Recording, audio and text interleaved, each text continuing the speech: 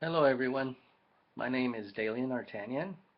I am the author of Fawcetta. It's a sci-fi fantasy book written by me back in 2009. Um, then I re-edited it, rewrote it, made some changes in 2012. Um, I'm here to talk a little bit about my book, what it's about, how it came to be. Um, you guys all excited about Comic Con? I am. I try to get to all the Comic Cons as much as I can. I'm a big fan, and also a big fan of Star Wars. I love Star Wars, and I can't wait for all the new movies to come out. I mean, come on, guys, this is interesting. Now Disney's in control, and any of you guys wondering what Disney's gonna do with Star Wars? I mean, because I know I am. It's like, can anybody actually beat George Lucas? I mean, because I like George Lucas, a huge fan of George Lucas, and it's like with Lucas, you didn't have boundaries, you didn't have limitations. And Disney, we all know they always have their limitations because they try to grasp a bigger audience. Anyways, I am a big fan of Star Wars. Uh, Falsetta, it helped me a lot with Falsetta, and believe it or not, it actually it came close to Hunger Games. I mean, I believe Hunger Games came out in 2008, 2009, around there. My first volume, the first edition, or my first print came out in 2009. It wasn't until later that I realized that Hunger Games and my book had somewhat similarities. And the only similarities it had was the Coliseums. The only difference is within the Coliseums is that their Coliseum is actually controlled by man, technology, so on and so forth. Unlike the Coliseum of Elements in Fawcetta, the Coliseum is in control. There's no man, no one controls it. It's like the Coliseum has a total mind of its own. Um, so it feeds off your energies. It feeds off the energies of the Artarians that go into the Coliseum. So whatever they feel that is a challenge, a task, or fear, the Coliseum picks that up and it gives them this world for them to it's like a challenge test, and they have to pass it in order to move to the next level. Um, so how did this story come about? This story is something that I really didn't make up. I mean, it came to me in a dream, and it started when I was 13 years old. And it's like, as the years went, the story just kept adding, kept adding. It's almost like an episode. You guys watch these episodes on TV. It's somewhat like that. And what I did over the years is that I compiled all these notes that I had of all these dreams, and I put it together as a book. So all of the names of the characters, believe it or not, came from my dreams. And so this whole book was all put together from my dreams. And the only thing I had to do was it's like fill in the missing links. I mean, there was bits and pieces that I had to actually bring together in order to make it, an actual story.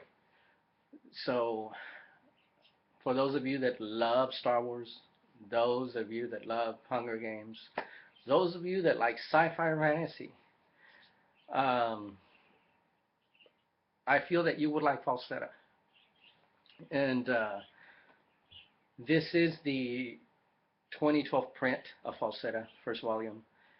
There was in my first one there was mistakes and all kinds of stuff, and I had to do a lot of changes. I had to make a lot of changes, and which I'm very proud of it now, the way that it came out, because those changes were good.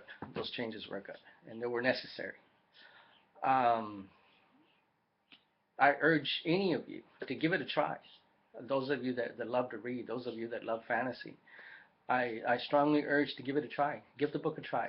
You know, you can get on Amazon and you can read like the first, what, page, 2 pages, maybe 3 pages of it.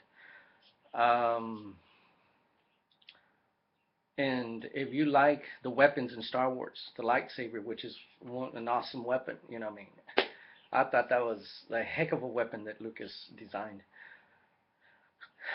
The Artarians in the book, the characters in the book, the Artarians, are kind of like the Jedi. They do carry a weapon. The Jedi carry the lightsaber. The Artarians carry a Bozian called, or a weapon called a Bozian, which is a staff. Staff is about 2 feet long, and it's made of titanium and energies. What makes this so unique is that this weapon can change into whatever it is that the Artarian wants it to change into. Um, but they are limitations. They are limited. Each Artarian is only limited to 8 different forms that the weapon can could possibly change into. But there is one unique weapon, very powerful weapon, that is the ultimate weapon, which is the ultimate Bozian. This weapon has unlimited power. So it is one of these that it can possibly do anything. You know, it's like if you want the most powerful weapon in the world, something that is even better than the lightsaber, this weapon would be it. And it's only 2 feet long, and it's a staff. Um, you'd really have to read the book in order to see what it can do. And I'm still working on volume two.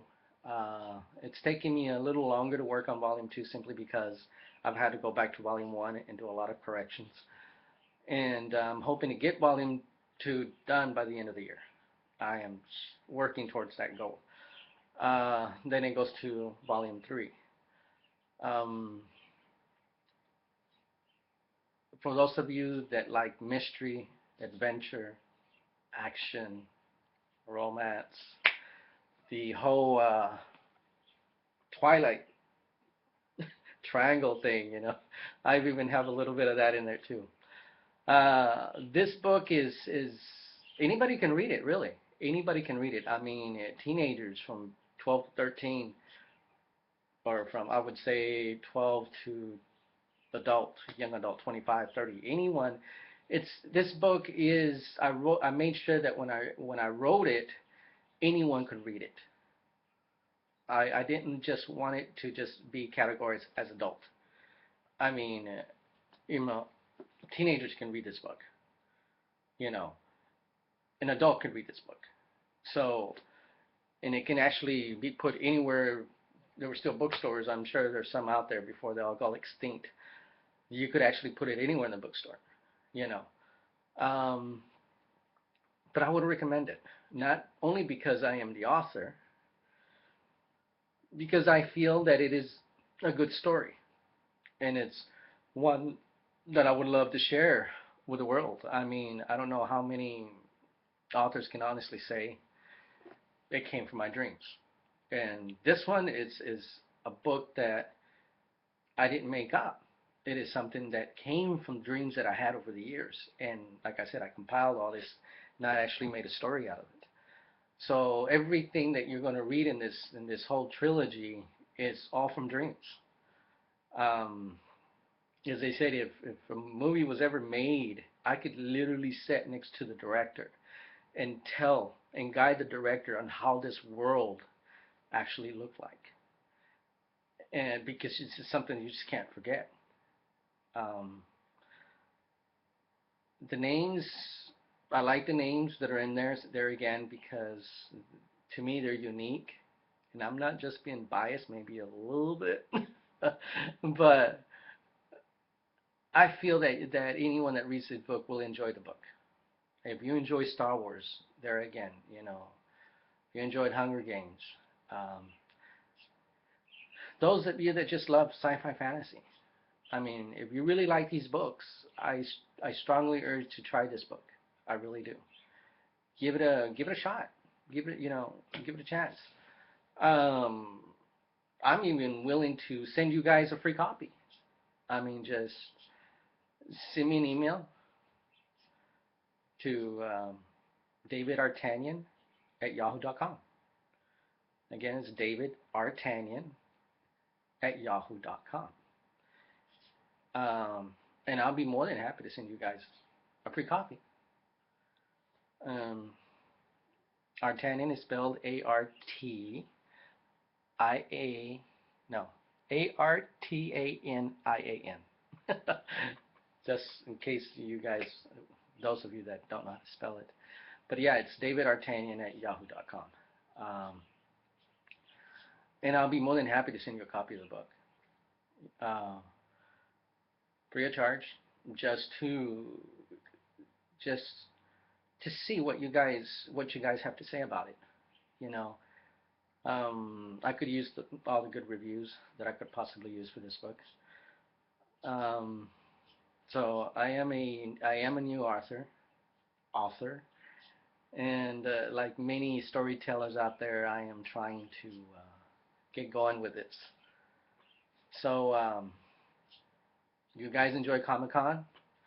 I hope to see you guys out there, or maybe run into you. I will be out there. And you guys have any questions, any comments, anything, feel free to let me know, guys. Feel free to let me know. Until then, it's Dalian Artanian. Live free.